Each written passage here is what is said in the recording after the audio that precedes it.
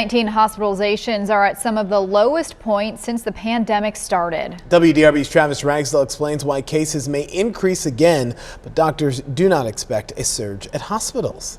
The hospitalizations are definitely down. And in a big way, too. Looking just at U of L healthcare, the graph is exactly the way you would want it, going down and quickly. On January 31st, U of L had 206 people they were taking care of with COVID. By February 28th, that number had dipped drastically to 75. And as of Thursday, U of L had just 17 people in the hospital with COVID, some of the lowest numbers of the entire pandemic. I remember almost a year ago, around June or so, they had really started dipping.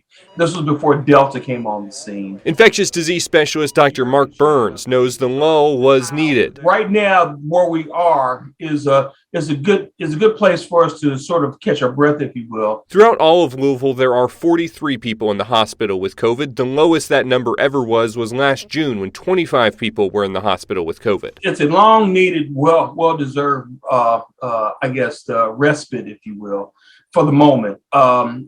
We've seen this before, and usually what happens is there's usually a surge that follows. Variant BA2 is lurking and increasing caseloads in Europe, and Burns believes that will eventually happen here, but there's a catch, and a good one. I anticipate the number of cases slightly increasing, but I'm not really anticipating a lot of hospitalizations at the moment. So why not a jump in hospitalizations? We have more people vaccinated.